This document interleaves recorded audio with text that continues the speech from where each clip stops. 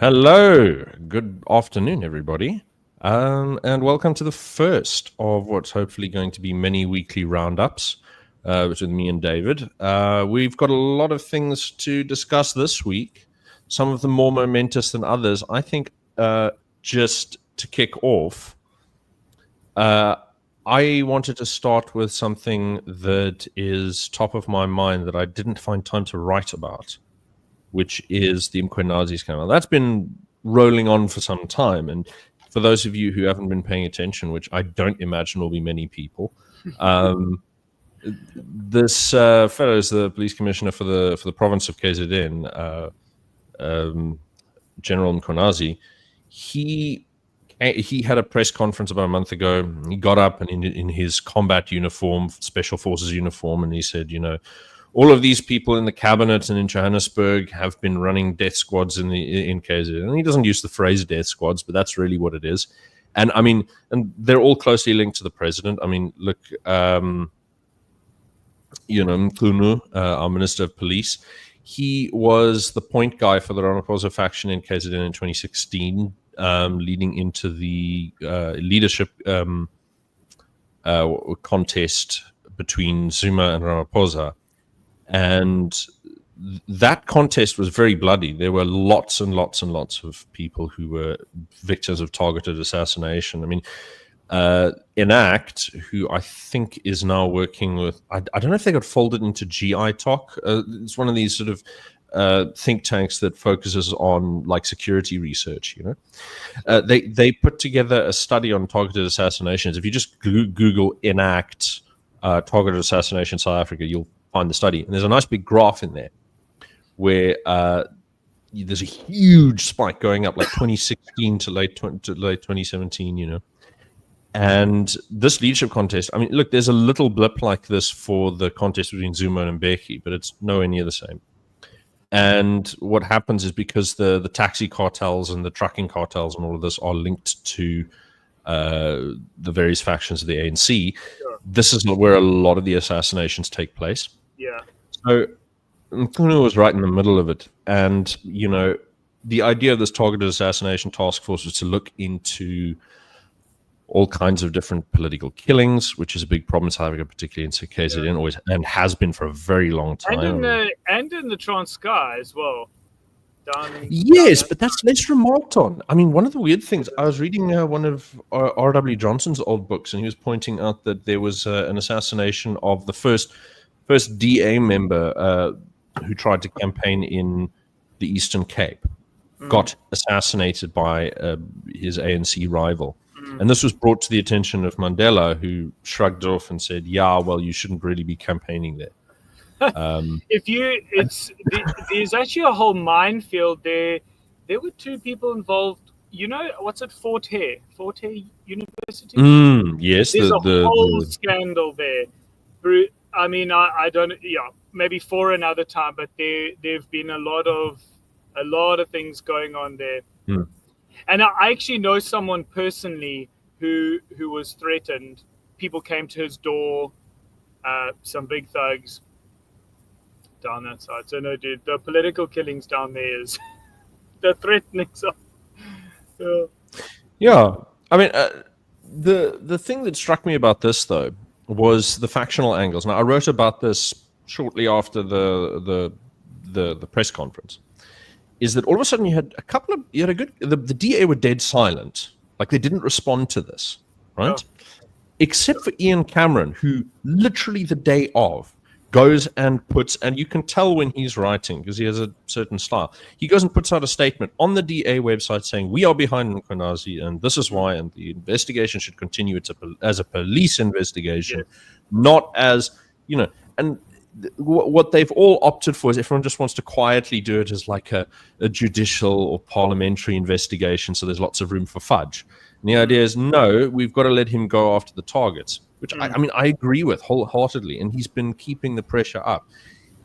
Because Ian Cameron and Konazi are sort of, they're in similar positions in their party in a certain sense. I mean, look, Ian Cameron gets on better with his DA colleagues than Konazi gets on with his ANC colleagues, but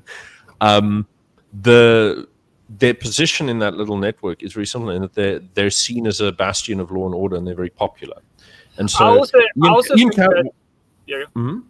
So No, I was going to say I think, that Ian Cameron's too popular for the DA to like censure or censor him in any way for trying to dictate the party line, which is good. I mean, because he's an actually smart, dedicated, sincere person with incredible experience. I mean, he put together the AfriForum's nationwide security organizations, the nationally connected network of neighborhood watches and farm watches and special task teams. He's responsible for rebuilding the old commando system. So he's actually quite a figure on the political landscape. People don't realize this. So I just wanted to sort of pay that compliment. But in the meantime, what's going on is, so the DA's gone still. The MK and EFF are like, oh, yes, get the criminals, blah, blah, blah, because they see a weak chink.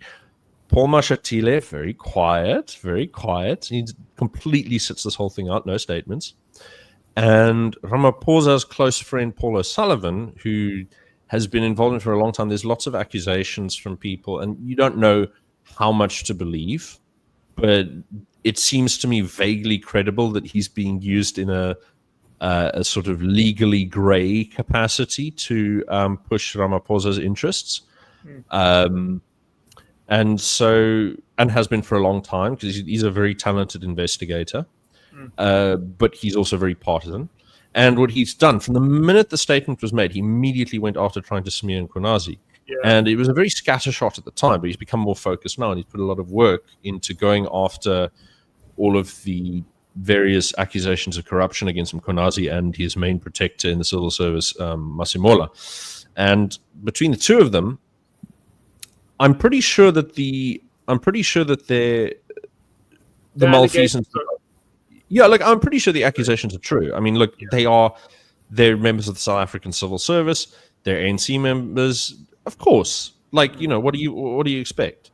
But that's everyone. I mean, the president's corrupt. The president's been doing funny stuff. So what's interesting for me is that they're going, no. We don't want the focus to be on getting rid of the people running death squads in KZN and Johannesburg. We want to get rid of the guy pointing the finger, and let's dig up something from 12 years ago that he did that involved corruption with luxury vehicles. I go, okay, cool. But it's like my perspective on this is that that's actually their only move, because they can't ignore the charges completely, because everybody wants answers. So they try and fudge this with another hearing. Oh, let's have another Zondo commission. Let's have another Sariti commission. Let's have another Sarafina commission. It's another one of these time-wasty things. It's like the Chilcot inquiry in the UK. Nobody goes anywhere. No one goes to jail. And the other thing they can't do is they can't kill him and they can't fire him, because he's so popular. All eyes are on him. So the only option left for them is to smear him. They have to discredit him and say, well, he's actually corrupt, and get everyone thinking about that. But, I mean, in the process, O'Sullivan said something which I found very funny, which was he went after Konazi for, he's killing criminals on sight. Shoot to kill orders. And I sort of thought, because there's a comment he made at the top of the interview in BizNews, where he said, are people accusing me of being out of touch with the people? I am very in touch with the people. And I thought, okay, maybe not. And then he gets to the bit where he's like lambasting Konazi for being a hardliner. And I'm like, what did you live on? South Africans love that stuff. They want to see every criminal hanged from the lampposts. We're desperate for it. Law and order is priority number one. So, interesting segue on that. This figure was from a few years ago, but do you know what? It's costing taxpayers 600 Rand a day for a prisoner to be in a jail, right? This was a few years ago, 600 Rand a day per person. So let's say it's now 800, 1,000. Now, if your prison has 30,000 people, and you have multiple prisons, it's costing the taxpayer a lot of money to keep hard criminals who've done awful things there. And I was in this coffee shop a couple of weeks back, and I just got chatting to this random guy, very average person, very average, and he was telling me that he would like the death penalty brought back because of the amount of serious criminals in our prisons and how much it's costing the taxpayer, and how these guys have done, the most awful things. And exactly your point is, it's very normal and very standard for most people living in Southern Africa to actually take those kinds of positions. It's I mean, it's one of the things that Gate McKenzie sort of harps on about, which makes him popular. I mean, look, I don't like the guy, but he knows what the people want in a lot of ways, So yeah, death penalty. It's not a bad policy. I don't think it's entirely necessary, but I think on balance it's actually a good thing. So I mean, you can get by without it. I mean, El Salvador does. You just have to be harsh and make sure that you keep criminals off the streets. Yes. And that's the number one priority. How you do it is less of an issue than that you do it. But the big issue right now, I think, just to move on to the next item, is our headline issue, the pinned article on our site, the number one top issue, which is this past week, 5 days ago actually, the ANC's National Executive Committee reached an agreement to expand their invitations to the Government of National Unity to the EFF and the MK. So, I mean, what sort of didn't surprise me but disappointed me again, is the Vryheidsfront Plus hasn't had a statement yet. They got no statements on this. The DA has done the usual thing of like, no, we stand firm, we stand against this, this very sort of, spank me again, master kind of a thing. It's very pathetic. It reminds me of those what do they call them? Karens, It's like a Karen. It's sort of like it's a hysterical kind of impotence. It's like they know they can't do anything, but they have to make noise. Yeah. Because they know that it looks bad. I mean, look, the Vryheidsfront Plus, I kind of know why they can't make statements, and it's because of the structure of the party. It's so bureaucratic. You need 3 different rubber stamps before you can make a statement. So you have to have like different committees sitting and meeting and thinking, is this okay? Did you word it correctly? Is ons agter hierdie standpunt? And then by the time it gets out, they're like a week or 2 past when it would have been impactful. The DA are, I read... they're more top-down. The DA are a lot more top-down. They're a lot more top-down, but they also have a looser structure when it comes to press statements. So what they do is they really thoroughly vet everyone for ideological continuity. And then they let select people have a go at releasing public statements because they trust them. Yeah. And I mean, I read Ryan Coetzee and Nick Cleland. If you step out of line in the DA, oh yeah, you're in trouble. Look, Ryan Coetzee and Nick Cleland, they're big. So they're big colleagues of Tony Leon, who's still calling the shots in the party through his consulting group. They actually wrote a guide to public relations a few years ago, and this is one of the things they said: is you got to allow people that you trust to make statements without having to check with the whole hierarchy, because if you suffocate them, then you can't respond in an agile way. And look, Vryheidsfront Plus haven't learned this because they were reacting to a scandal from like about 10 years ago, more than 10 years ago. And they introduced all of these different things. I mean, I remember when I was briefly interested in trying to work through the party and get some sort of position there, that it was the point where if you start a local group, you need to ask the permission from 3 different departments in the party system in order to start a Facebook group for your local branch. That's the level of stupidity that goes on.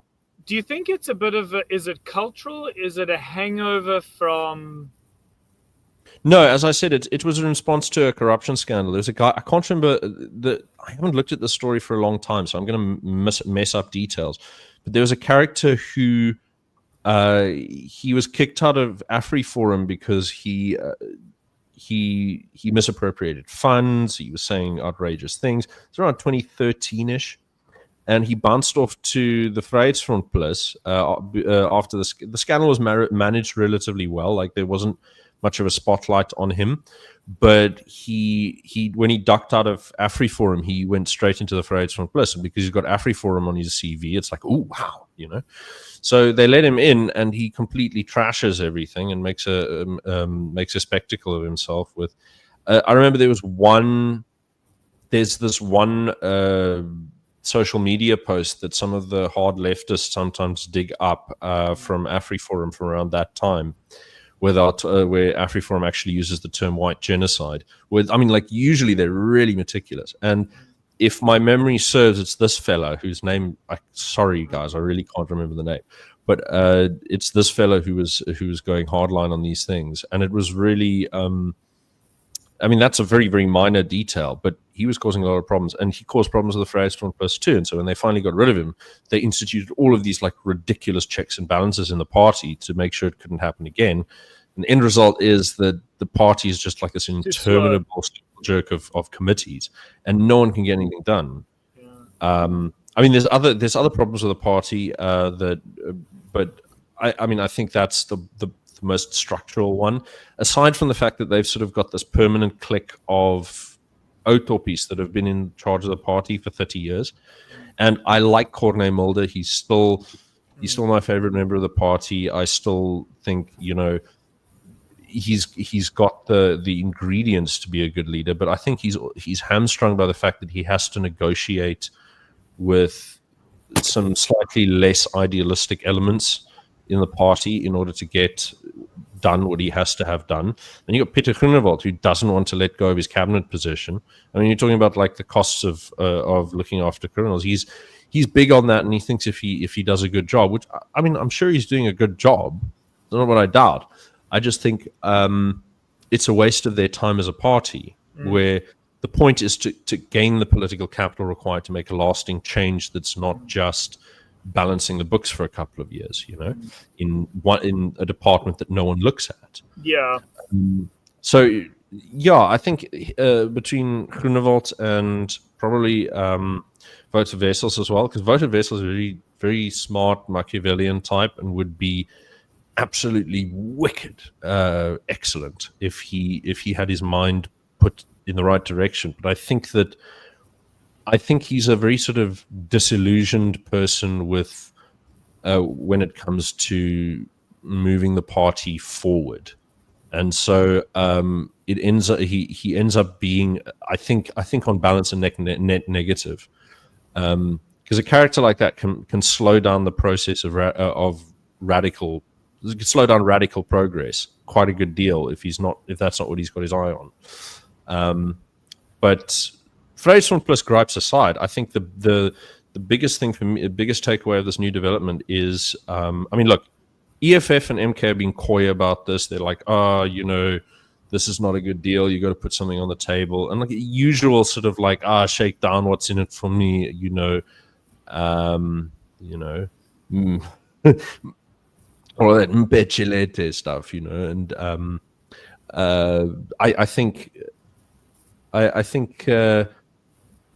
I think that this is mostly a Mashatile driven thing, because it seems to me that Ramaphosa has been slowly taking a more diminished role.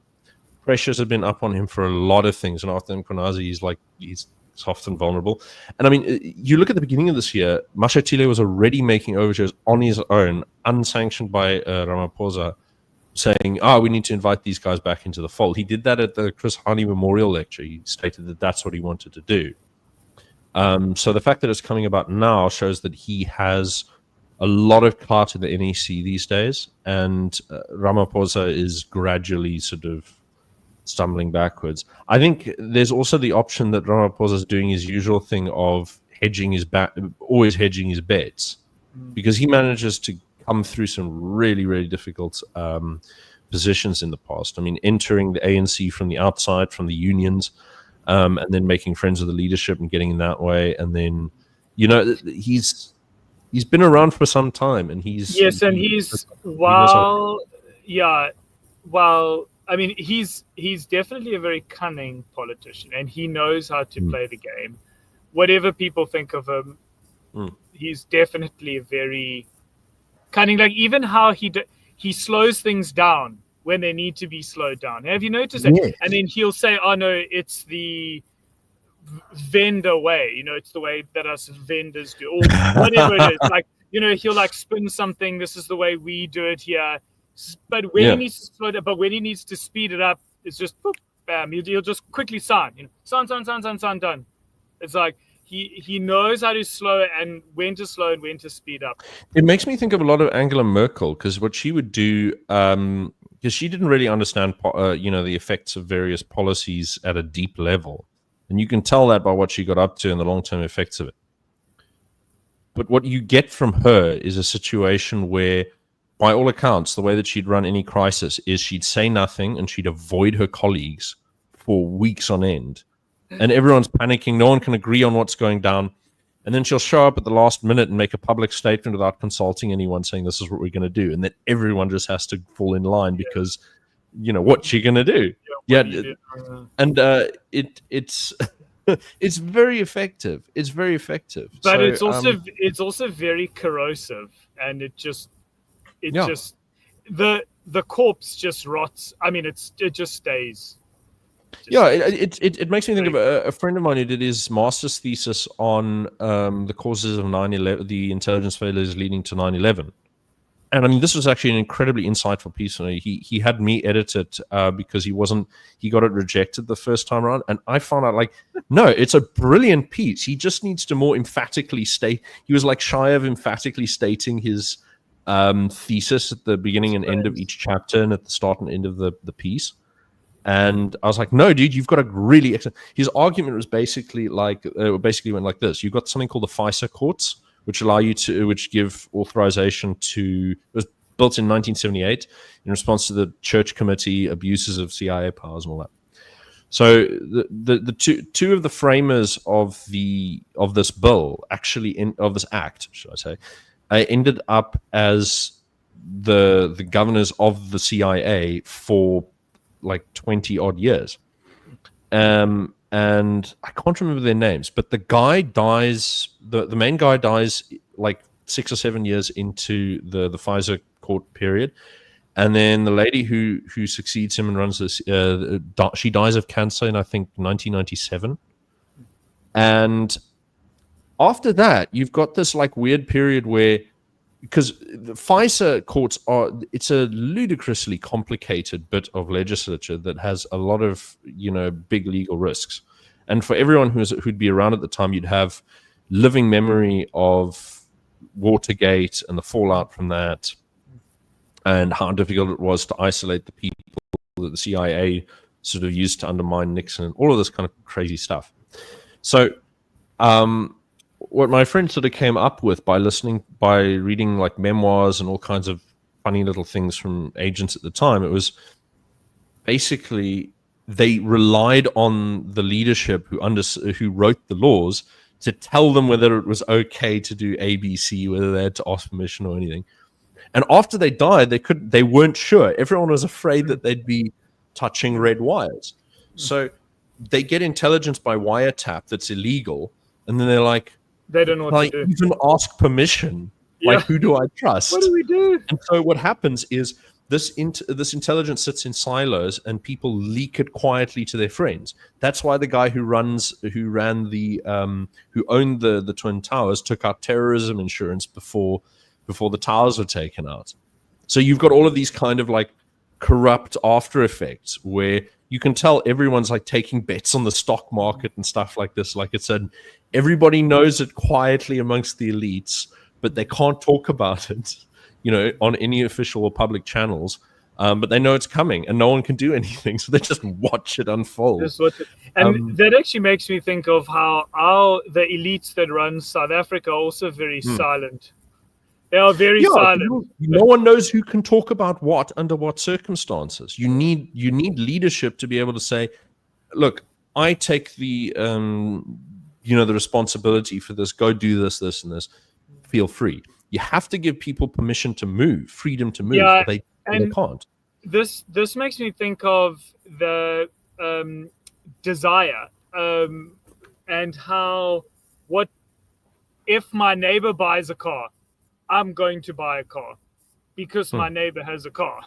Like that's what we do. We just copy our environment. So if the leader suddenly starts speaking about how amazing BEE is, how amazing transformation is, how amazing diversity is, everyone will then just think, oh, it's amazing. And then you have, or at least they'll feel like that's the thing that's acceptable to say, and and the now we talk alternatives are about not it. so much. Exactly. And that's what happens on a daily basis. And do you remember Diskim had that whole scandal where that document was Yes. about, we're not going to hire Afrikaans people anymore, we're not going to hire Anglos, or something like to that effect, and everyone jumped on board. There was a few years back, I think it was during the Great Plague of the Great Plague. the Great Plague. Millions dead, millions. And so Diskim went along with this whole transformation spiel, and fortunately there was a public kickback. But to come back to your point is exactly that. We copy our leaders. What our leaders speak about, we copy. And when there's silence, exactly, people don't know what to talk about, which is why it's so important for leaders like Ian Cameron and many others. It's so valuable to set the pace. Exactly. And that's what we want to see people like Corne Mulder do. We want to see these people push out ahead. Come on.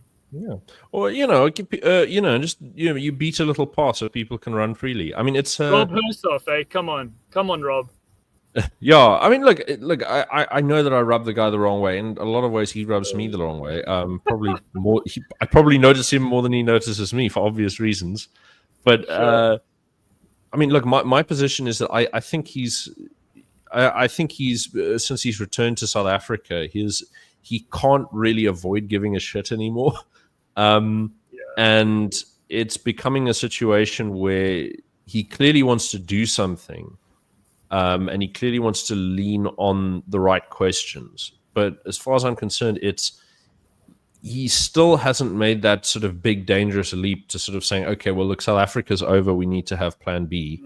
And look, for me, Cape Independence is no longer a sort of plan B thing. It's, when you first hear about it, you think of it as a contingency plan. But I mean, if you're someone like myself who feels as rooted in the Cape as I am, it gradually sort of takes hold of your imagination. Could I just try to quickly make a plug for Cape Independence now, just very quick in case Rob does watch? I was thinking about it that we need a political dispensation that benefits all the people groups that live in Southern Africa, right? So it's not just about the Cape; it's about all the people groups. Okay, but we need, in order to get that, we obviously have Ernst, Roots, and Lex Libertas, but they are trying to do it from abroad. Most of the pressure he's trying to get put on our elites is from abroad, right? He's traveling, you see him, he goes around. We don't have much at the moment internally. And that's where Cape Independence comes in as a mechanism for internal pressure, to put the pressure on the elites to force them to negotiate something along the lines of what Ernst Roots is doing. So, because there are many people that don't want Cape Independence, and I understand it because my family don't want it either. But the way I argue with them is I say, look, the current political system is not working for all the people groups, right? And in order to get one that does work, we need internal pressure. And the way you build up internal pressure is through Cape Independence. So that's just something, I don't know, what do you think about that? Robert King has left a comment that I think is worth bringing up. He says, Robert Hersoff has said that he would be a big advocate for independence if Gayton were to be its first president. This is something I can't wrap my head around. I mean, like, in a way, it kind of reminds me of that Frank Sinatra thing, because Frank Sinatra had a big thing for hanging out with gangsters because it was exciting. Gayton McKenzie, in my mind, he's a gangster. He still is deep in his sort of like internal nature. He's still a gangster. And look, he really is an effective political force, but he's not. He doesn't have a principle. He doesn't have a principled approach that's very, rock steady. He's still mainly doing this thing of building up patronage and shaking down coalition partners for opportunities to loot. And whether to what degree he uses those opportunities is kind of up in the air, although his record in Beaufort West is not good. But when he approaches a coalition, I mean, everyone knows that he doesn't sort of say, look, we want this policy and that policy and this to change and that to change. He says, I want these departments, and they're always the most lucrative tender and looting opportunities. I don't like Gayton. This is the problem. I think someone like Fadil Adams scares people a lot because he's very radical. But I like Fadil for partially for that reason. He scares me too. I'll give you that. But what you can't say is that he's corrupt. And so I'd much prefer someone who's a bit spiky but actually gives a damn. In particular, if you think about the Khoi, who obviously, the San were the first nation to live in Southern Africa, then come the Khoi. Obviously, there's a lot of Khoi, and there's the Cape Colored. Like, who's, is there a figure who could unite them? I don't think so. I think, look, the colored communities or community, however you want to sort of cut them, it's not a united sort of demographic. But they have a lot of distrust. And part of me thinks that it's something that by nature is going to remain divided. I don't...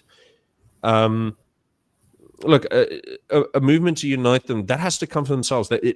I'm not one of those guys who believes in astroturfing political leadership. I don't think it's good. I think it has to come from something that people genuinely buy into. And by nature, that's going to be, with the way that the colored community is divided, it's going to be divisive. I mean, and as much as I'm irritated by the nature of their leadership, there are a lot of people in there that I sort of actually respect. I mean, I've noticed the Good Party actually do better than people give them credit for. If you look at how they pay attention, Brett Herron has been a standout, but he's not the only one. If you watch how the Good Party comments on local issues, they are really, really up to date. They keep a good eye on what's going down. Jordan Hill-Lewis getting caught up in an abuse of powers. I mean, he's going to court for this. He's getting sued for an abuse of powers where he used his mayoral office to intimidate someone who his mother-in-law had a noise complaint against. Like, it's that kind of thing. And they get into the weeds on a lot of items. And have you noticed, because this is a very... Dude, I can go... Yeah. No, inside... I mean, good segue. Yeah, it's a good segue into the because we have to bring up Cape Town soon, but go on. Yes, no. Just in terms of Jordan Hill Lewis, or I call him Comrade Lewis. Either his mother or his mother-in-law, she apparently talks quite a lot. So a source tells me she's quite a yakka. Anyways, but coming back to the Good Party, there was obviously that situation where they have now been part of the vote of no confidence in the city of Cape Town. Yeah, I think it was launched by them. I believe that the guy in charge of it is Councillor Cupido. Yes, Jonathan. Yes, Jonathan Cupido. Thank you. Yeah, I think he's leading the charge now. This is interesting. So the guys that I know who would probably be behind this would be, get behind the vote would be, Jack Miller and Carl Bowden. Yeah, because they're solid. They don't like Jordan Hill-Lewis any more than anyone else.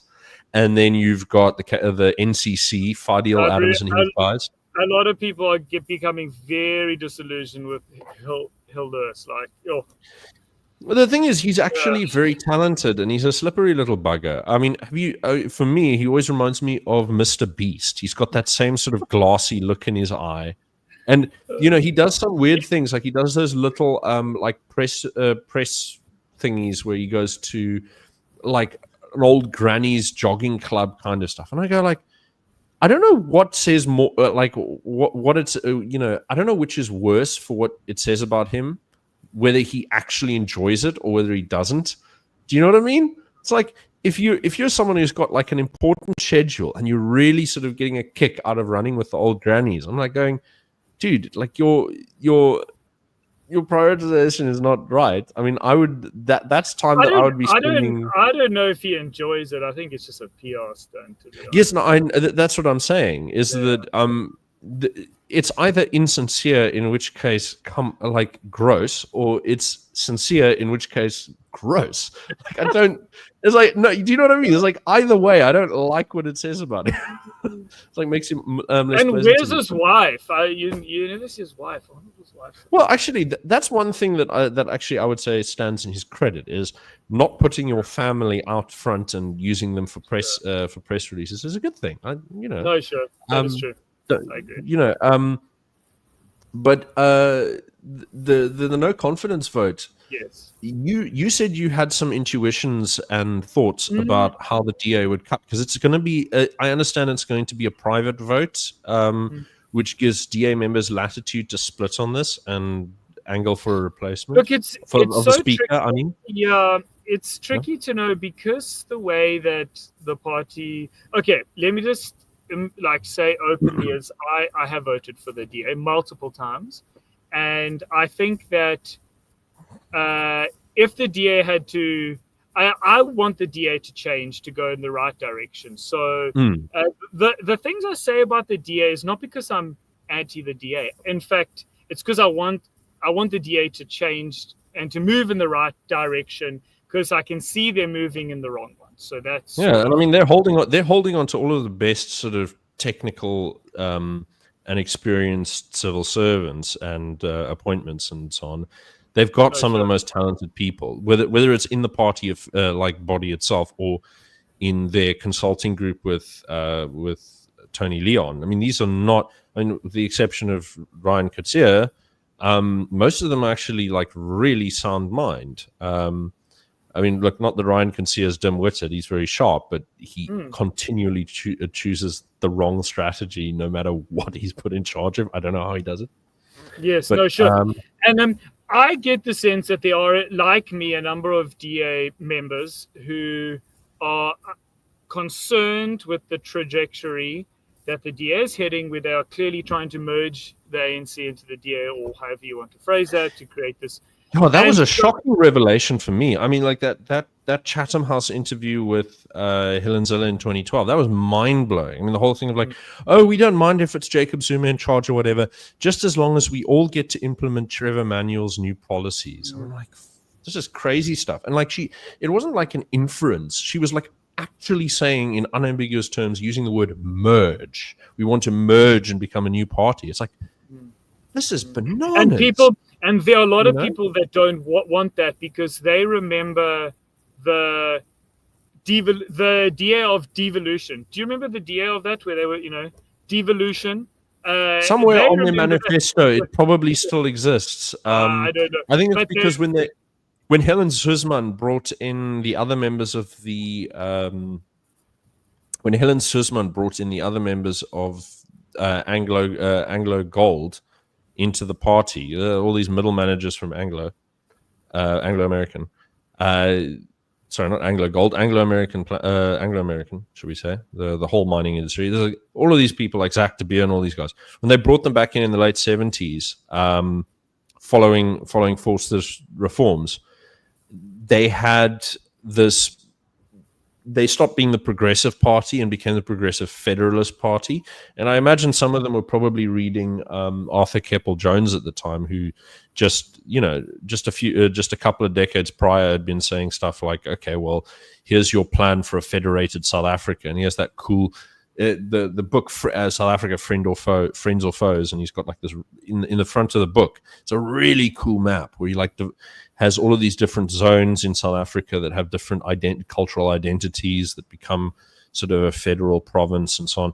And it was an interesting little idea, but it's like they've hung onto it like an appendix, but they don't use it anymore.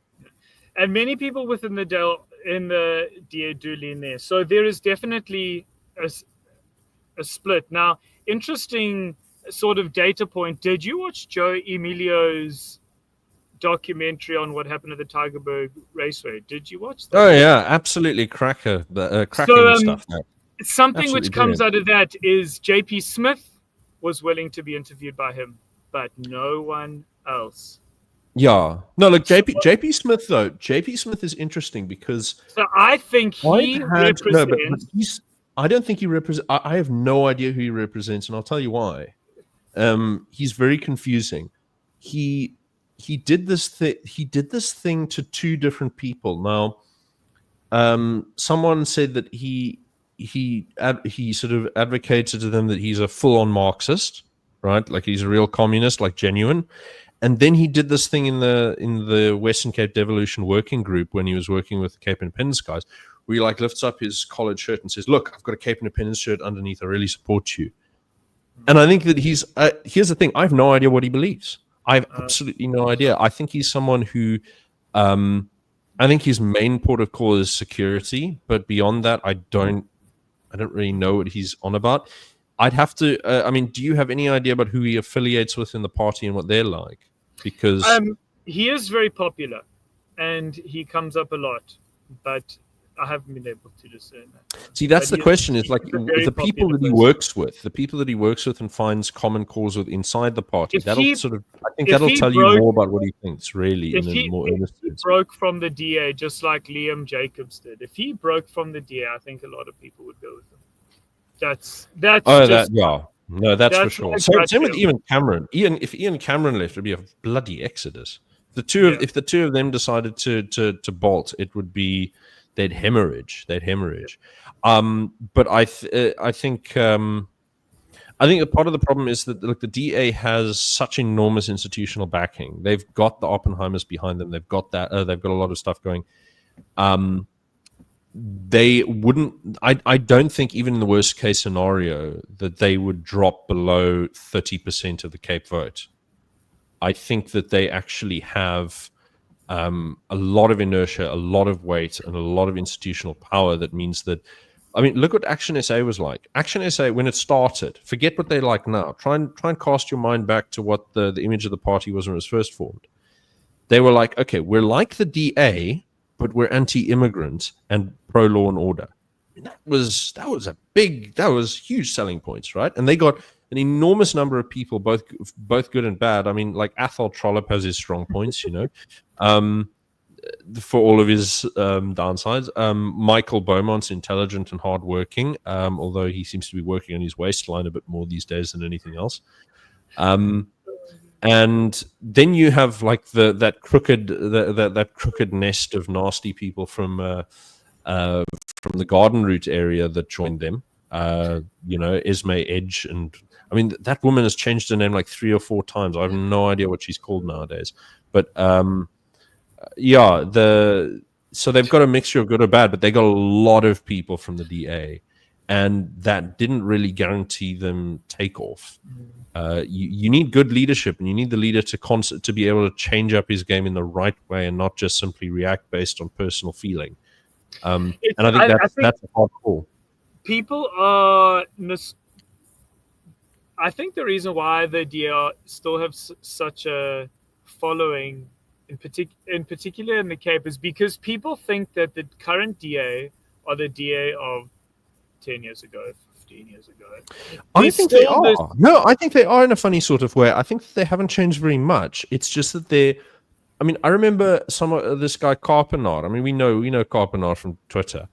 But he says things like... he said something where he said, I'm not radical. I'm just a DA voter from 10 years ago. And I go, I know what he means. Like, he's not wrong. The DA hasn't changed, of course. But what the public understand them to mean when they speak has changed. We Yes, know yes. them better now.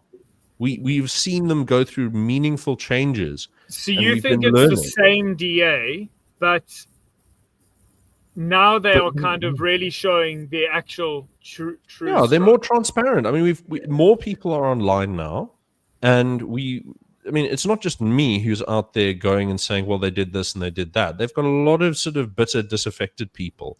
And the No, phrase that from is Flo, true. That is true. I have actually thought yeah. that a few times. No, that is a good point. Yeah, and I think that you've also got the phrase from Plus, who over the past almost a decade, they managed to recruit some really sharp, honest, hardworking people in the Western Cape, who they've now, thanks to Groenewold's last sort of stint in power, he stabbed them in the back. But the guy, the quality of the people that the phrase from Plus have had in the Western Cape has been excellent. They've been very principled critics of the DA. With one or two exceptions, and what they've done is they've exposed, at least, I mean, you can see this on Facebook groups and stuff like that. I mean, the people are sort of aware of some of the shady things that the DA have gotten up to, and there's also like a malaise that is intangible, but people can feel it, where the DA clearly they don't care about enough, and they're not willing to be as open and conversational with members of the public as they used to. You have, I mean, here in Drakenstein, I remember people talking about the mayor we had like 10 years ago. I can't remember his name. I can see his face now, but I can't recall him. And he, saying, "Oh, you could stop him in the in the shopping mall, and he'd be always open to chat about this or that policy or aspect of the budget, and he'd never brush you off, and there was always someone responding to your problems." And nowadays they're finding any excuse they possibly can to avoid responsibility for like the most basic stuff. From And do you think that one of the people here in Wellington, she got banned from the Click Fix app. You know, the one that you go around, you take a little photograph of the problem, and then you send it, and then the department's going to come and fix it. Yes, she got banned from that app for reporting too many problems. Like, and she got kicked out of public councils, not even when she wasn't saying things, because they just didn't want anyone raising awkward questions in council. Like the kind of behavior that the DA have, like whether the particular issue of the day is something they've actually done something deeply wrong on or not, they're just not interested in the public's opinion on anything anymore. It's very, very obvious. What do you think has shifted that? What has caused that shift, would you say? It's difficult. I think I suspect it might have been my money. I think that for a lot of people, they lost, that they had a lot of that sort of rainbow woke nonsense shoved down their throats, and then afterwards, they disillusioned the people who were sincere leftists in the party, because James Self was dominating. They had a heyday. You had all of those like weird fat white boys in their Nigeria blue Nigerian tourist shirts and nonsense like that. And then all of a sudden, Helen Ziller and Tony Leon and everyone look at the stats, and they say, this isn't working. Okay, total party purge, go away now. And that sort of sense that it's futile, there's no real contest for power, it's all cynical, no one really means anything. But we're all in it for South Africa, whatever that means. So it remains. Because that's the last little thread, the last little lifeline hanging on. And this, for me, is why what's been happening with the GNU, the new position the ANC's taken, is so important, because the DA can't afford to abandon the GNU, not because something tangible is going to happen if they leave. I mean, they're not having much of an effect. The only two departments that they're having a sort of market effect on is Home Affairs and Environment, and not necessarily for the good. No. But if they leave, they're admitting South Africa can't be fixed. They're admitting that what the people want is Zimbabweification, and we are screwed, and the only place left is the Cape. And once they admit that, their whole sort of like ideological and policy model falls apart.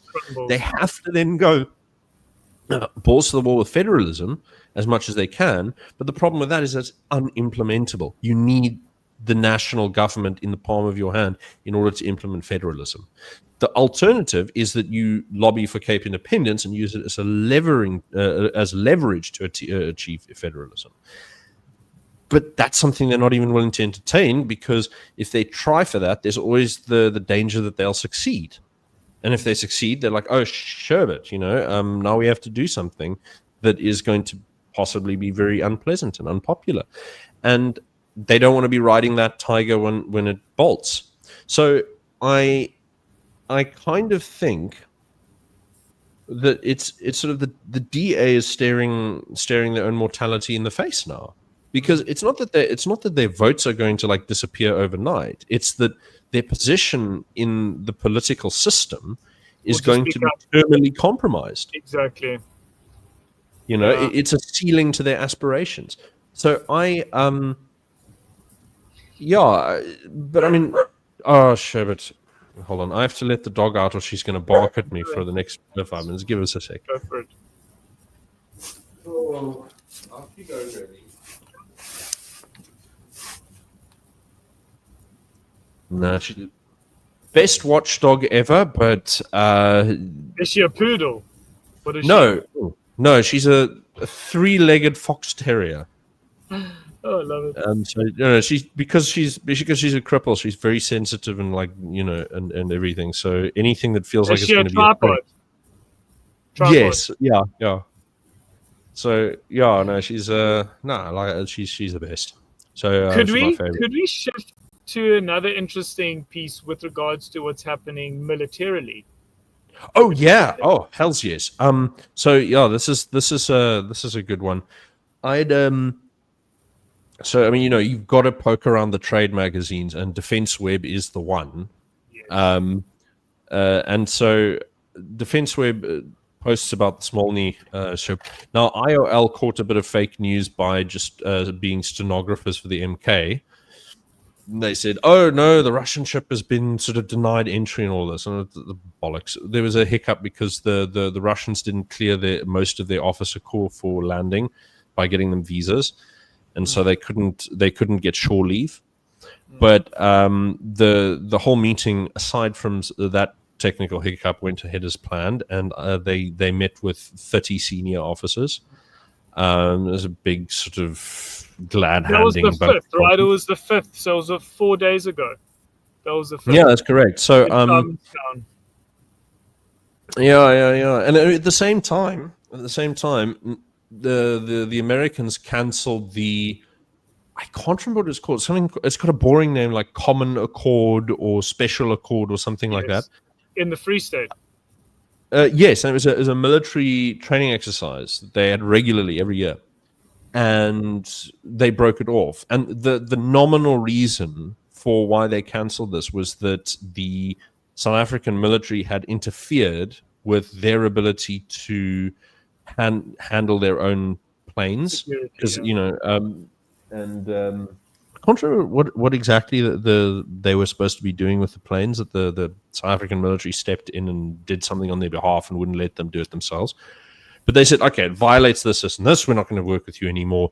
Go away. You're incompetent and rude and so on. But I suspect it's got to do with the ship, the Russian ship. I think that's it. I mean, I think the thing is that the Americans military who's been involved with South Africa are probably fairly pissed off already, and they were hoping to stop working with the South Africans as it stands. Every soldier is a Mabena, and it's you got this diplomatic situation. I suspect that's the reason, really. I think, but it's weird how the DA has been reacting to all of this stuff with America, because I noticed the South African Revenue Bank issued a statement this week where they said that, the trade tariffs, they're going to have marginal effect on South Africa.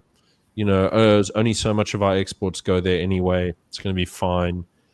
And, it's like a death by 1,000 cuts. It's like everything, each of the million things that are screwing us up on their own are kind of like, yeah. But then what they can do, and I see this happening so often. Then what they can do is when things do get really bad, they can just blame the Americans. Like, Right. And then anyone who it's spoke that to the Americans, propaganda value. It's just they're like, oh, everything's fine, everything's fine, everything's fine. And then when things do go bad, they're like, the Americans did it to us.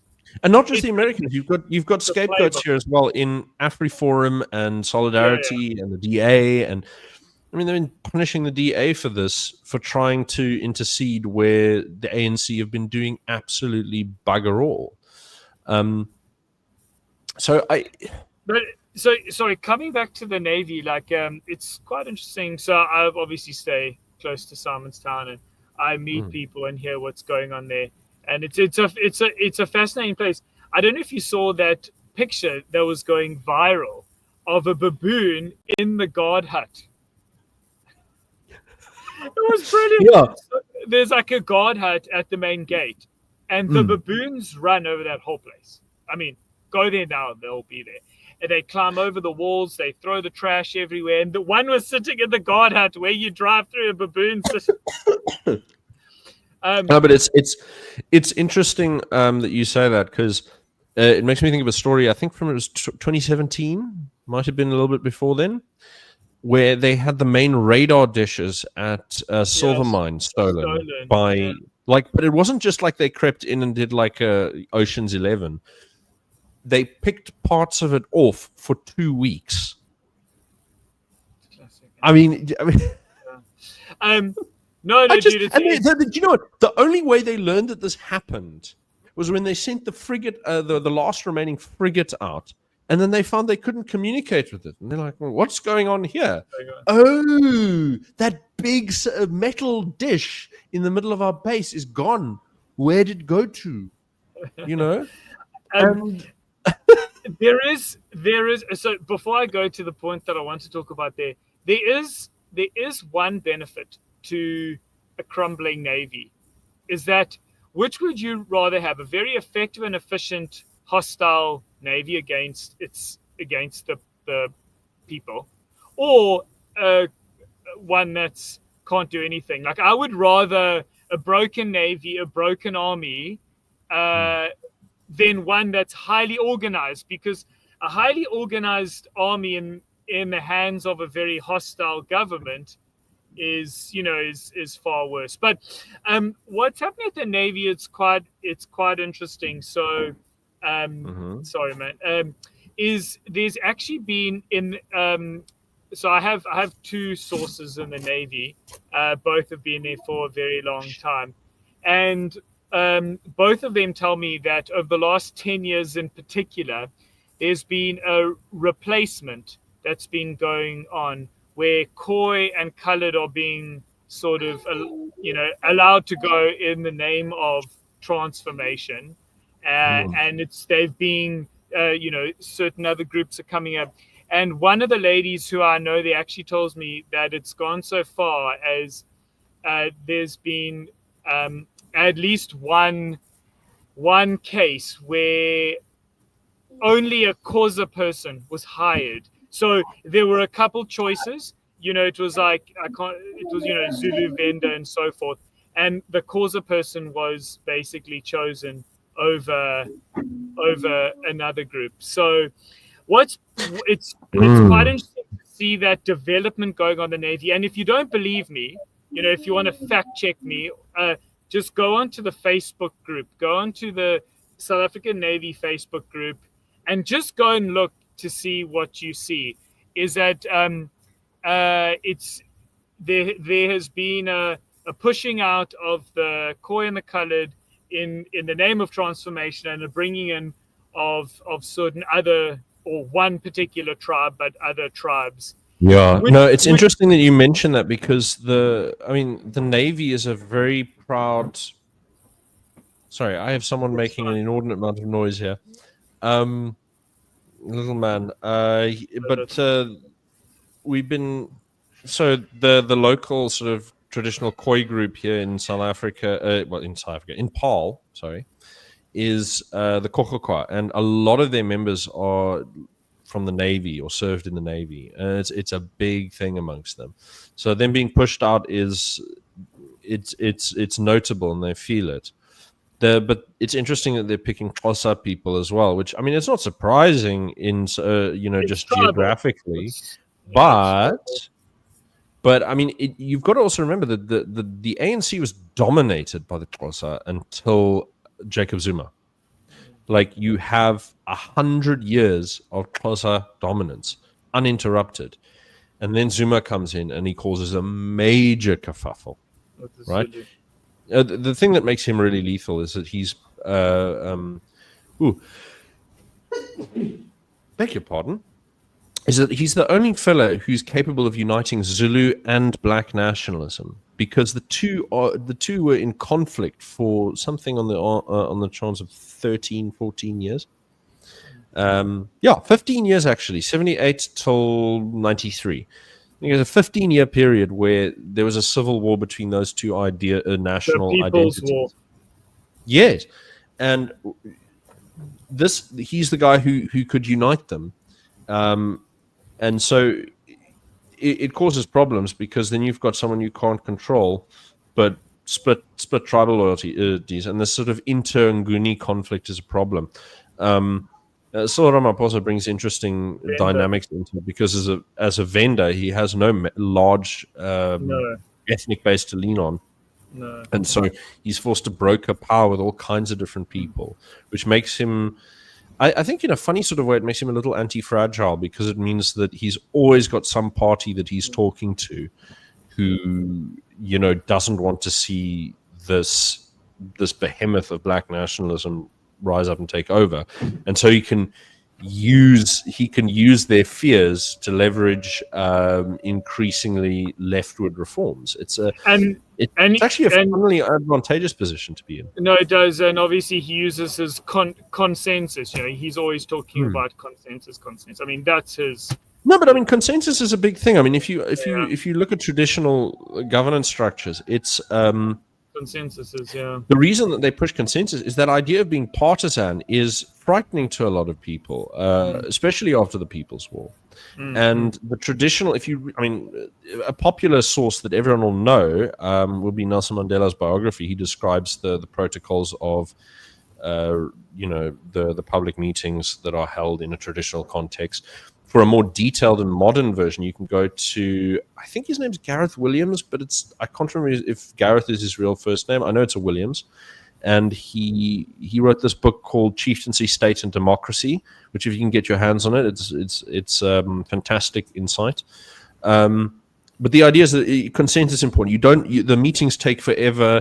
You wait until everyone's had their say, and then your leadership capacity is in drawing a consensus from all of the different issues.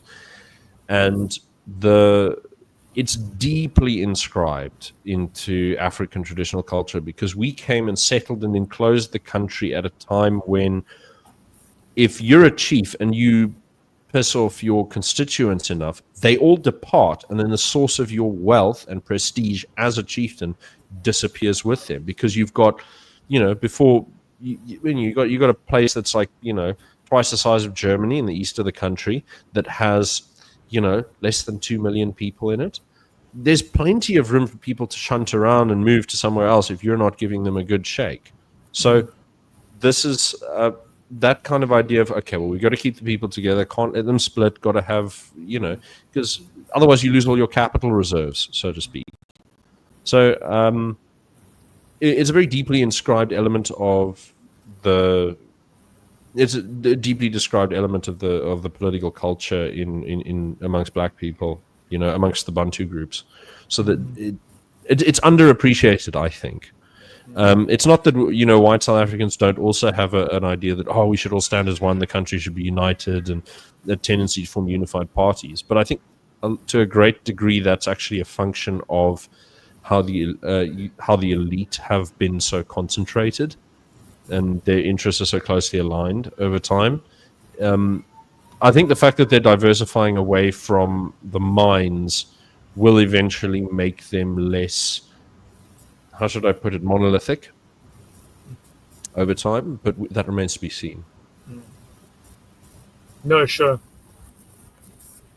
Yeah. But then Yeah, I think the last thing to touch on, and I think this is related to the no confidence motion in Cape Town, is that, well, the tariffs. Everybody knows that these municipal levies and tariffs are bad news. I mean, you've got people whose bills are going up by 400 to 1,000 rand, and I mean, what's that lady's name from Stopcocked?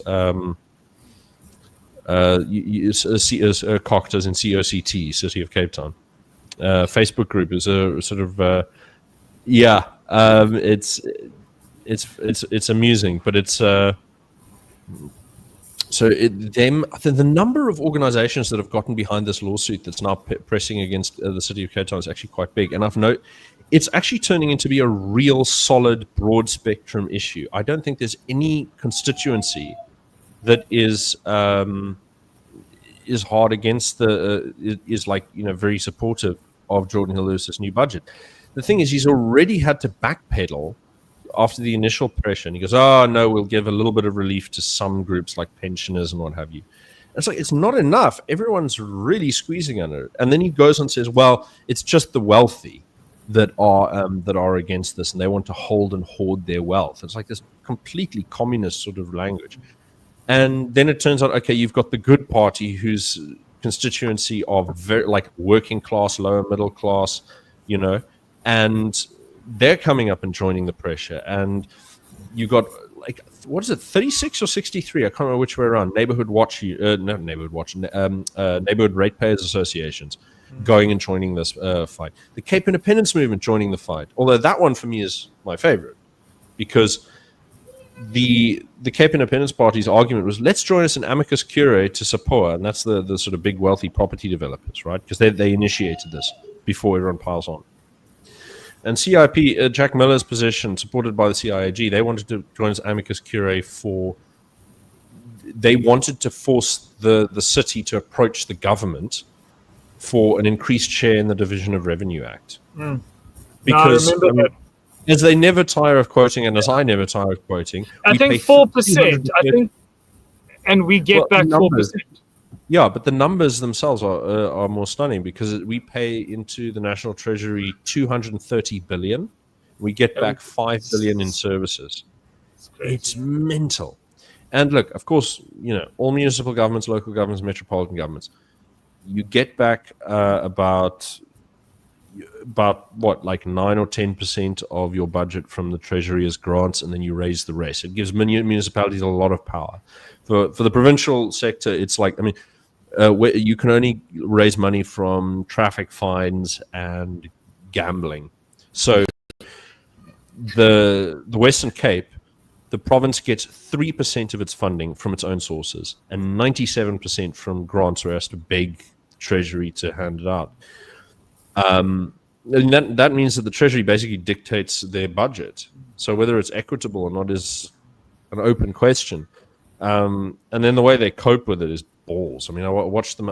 We have to shrink the education budget, so we're going to fire some teachers. And then golden opportunity to get rid of the absolute worst, crusty little parasites that they have. If you cut the 5% worst teachers, just the bottom 5%, the quality of education you're going to be able to provide people just go through the roof.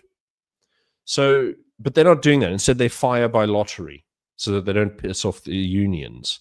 It's so nonsensical. My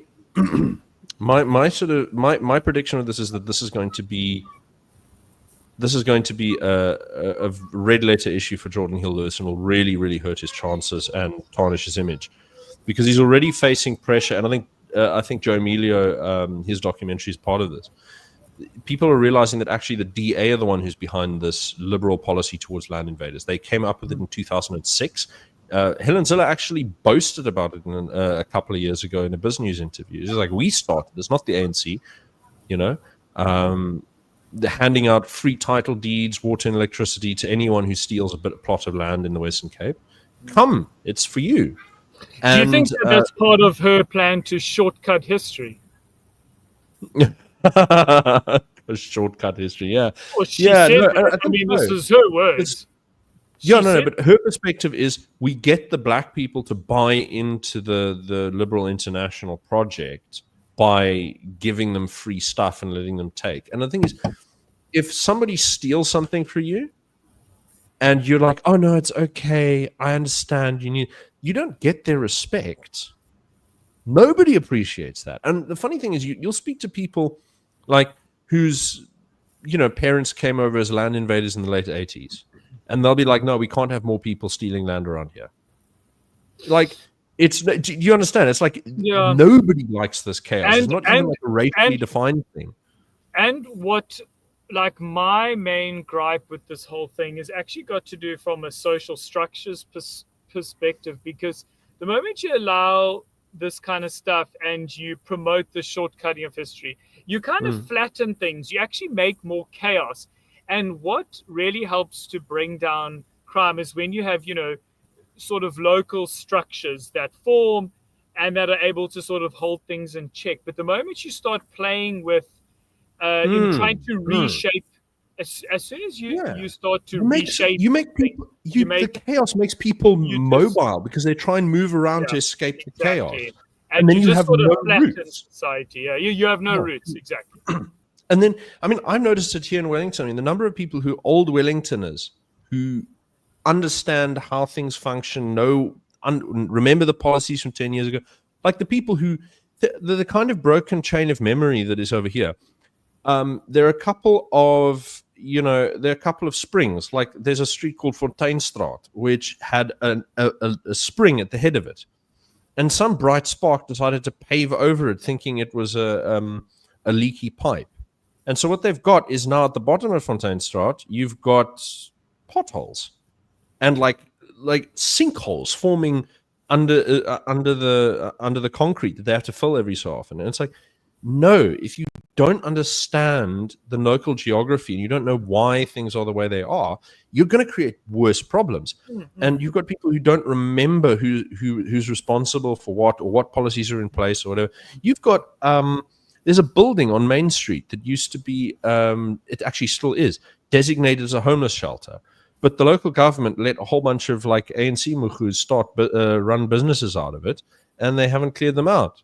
And so you've got the situation where, we don't have anywhere to put the homeless, so we can't clear them off the streets. And now they've got people who are threatening passers-by with pangas and stuff, and or helping fence stolen goods through the river. And you think to yourself, well, this is a problem of your own making. You've wrecked this town, but because you're relying on the fact that most of the population has moved on and been replaced by people from outside, who've been chased away by bad policies elsewhere. You're relying on that amnesia to defend your tenure. And this is part of the problem, and you have it everywhere. It's everywhere. Okay. And then people become apathetic and cynical. All this stuff flows from it. Social engineering is honestly one of the... I mean, if the last century enough didn't tell us that you don't want to start trying to reshape, Well, I mean, I think of it this way. It's like, I have a biological analogy for this, which is, have you ever sort of looked into the problems with battery chickens? So, I mean, they breed them to grow fast. They pump them full of hormones. Sure. They get to a certain size that they needed to go. They can't actually, those breeds can't actually survive as ordinary free-range chickens because they grow so fast that they can't support their own weight. Sure, and it's you create a scenario by destroying your communities and your social ties through liberal policy. Everyone becomes a battery chicken. Everyone becomes a battery chicken, and the society itself becomes a battery chicken because it becomes so top heavy it can't carry itself. And then everyone's just sucking off the state. Well, because they have to. They've got nothing else. And I mean, you say pulling the plug on all of those hormones. Putting the plug on those hormones and sending that chicken to run around in the open that's a hard call. You're going to probably have to wait till the next generation because I mean people are not ready for it, and it's really hard. I mean, I sit here and think, well, I mean, we must maybe do a stream on this sometime with a couple of the other fellas from the Cape Youth Front, but thinking about how to reform Cape society to make it stronger and more vigorous is a much more difficult task than people give it credit for. You're dealing with deep, harrowing problems that are sometimes very multifaceted and not easily resolved with a simple sort of economic equation. No, you definitely can't. People, and this is my frustration. If I can just have a little bit of a, this is not a hit piece against people like the Free Market Foundation and Daily Friend and all them, but go and watch their stuff and listen to what they're saying. The answers to a lot of their, the answer that they often put forward is an economic one. They'll say, we just need to have a liberal economy. We just need to have a free market economy, and somehow everything's going. Like, go and watch. I've watched hours of this stuff. And again, I'm sure that David and Sarah and Anthea Jeffrey and all these other, I'm sure they're lovely people to have a coffee with. But you never hear them talk about things like history and culture and tradition and tribe. They have a point in their favor. They have one point in their favor because they've got Javier Milei to demonstrate that it does work. And yes, I mean, they're right. No, but Argentina is very different culturally. That's, you see, that's not an apples to apples comparison. Argentina culture is very different to this place. This is true. Can I just give you an example? There's been so much demographic change in the Cape that Kommetjie is basically being bought up by the Dutch. So, and I'm not talking about the Jan van Riebeeck Dutch. I'm talking about the Dutch from Holland Dutch. The Netherlanders, yeah. They have moved in and are buying up the place, which means that historical tie from those old Kommetjie families is being broken. And I have friends from there. They tell me this. So I'm not making this stuff up. No, the same as over here. All the farms around here in Wellington are bought up by the Germans and the British. There's even a Chinese guy who's doing it. The old Kommetjie families are moving on. They're selling their tiny houses for 30 million rand to the people from the Netherlands. And so what that does is it reshapes that whole area. And those people no longer have 300, 400 years of history. And so these kinds of, and so just coming back to your point of trying to rejuvenate a sense of, Akazakapi, Yeah. And I mean, this is why I find it, this is why I kind of find it hard to go. I mean, like, I've always resented, resentment's the wrong word, but I've always disliked the Good Party. I always felt it was like an opportunistic vehicle, and they're all too bleeding heart lefty, and they want to expand welfare and all that stuff. But since I've been running the Cape Independent, and you have to like you have to go through the news every day. You have to go through party statements and public statements and everything. You have to go through the Facebook groups and look for complaints about local council stuff. You have to call people up. The guy who's been the standout figure here has been Brett Herron, and I mean, he's someone who's like, he has his finger on the pulse in every local area. He knows what's going on. When he makes statements, it's detailed stuff about specific local problems in multiple different municipalities where aside from myself, I didn't see anyone else talking about these issues at all. And he's always on point, and he's always on time, and he always takes a very fair position, actually, given. I mean, like, even taking into account the fact that he's a socialist, which I think is dumb and destructive.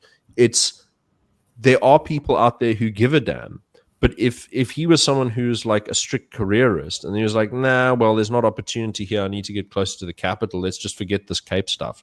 I mean, the guy's in national parliament now. He's not in the council anymore. He doesn't have to worry about this, So he's not in national. I think is he in national parliament? No, I think he's in provincial parliament. No, but I mean, he doesn't have to worry about this kind of stuff. He can get by and ignore it. He can run an effective campaign without pushing on all these pressure points, but it's good that he does. But how many people can we really count who are in our local political system who care about this? It's, you've maybe got Grant Marais from the Vryheidsfront, and then you've got like a couple. The one of the really stellar people used to be Jean de Villiers, but he's gone. You have who else? Fardeel Adams. I mean, for all of his sort of emotional content and his occasional extremist outbursts, he's really on point with like local corruption issues in Cape Town. The man really pays attention. And what other politician in the country can you really name who went on a hunger strike over an issue? No one. This is a man who really, really gives a damn, and regardless of what you disagree with him on, this is someone for whom the Cape is an important place. It means something to him. But you look at, would Jordan Hill Lewis sacrifice even a modicum of personal comfort for an issue that affected the Cape exclusively? No, he wouldn't. I wouldn't. For him, it's, well, how do we use the Cape to benefit my career and the party's national prospects? Yes, no, sure. I don't like that at all. I find it extremely distasteful. That mentality is something that has to go across the board. People who care about, because the local stuff, it always tells you something about the national and about the provincial and all of that. And so, it's overlooked. That's why I appreciate Caxton. That media house is doing gangbusters. I love them. I need to bounce. It was awesome having this chat. Well, good time. Good timing. We've covered most of our points. And it's a good time to close out before we get too long-winded. So, yeah. Good day to everyone. And have a fantastic weekend. Give my regards to your long-suffering wife. And the many children, the hundreds of children. Yeah, and the many children. Yeah. Mine was unusually polite and well-behaved. He comes here to make noise, and I just had to ask him politely, and he walks out. Getting to that age where, wow, dude, you understand the rules. Father, eh? Quite the model father. Oh no, I'm very proud of. I've got very easy children. I'm very lucky. Very lucky. But yeah. All the best to everyone who's tuned in, and best to you, Dave. And we'll come back next week with another. Definitely. Yeah, next week. And and by the way, just a last word is to everyone else, keep an eye out. There's a chance that in the coming week we might have a more sort of theoretical discussion with some of the guys from the Cape Youth Front about, broad directions, policies, designs, how the Cape could look, what's wrong with the current order, things like that. The connection between economic policy and culture, all of that lovely, rich, thick stuff. We'll hopefully see you mid next week for that, and then again on Saturday with Dave for a nice rundown of what's been happening. Anyway, cheerio. Have a good time. Bye. See you around. Bye. Bye.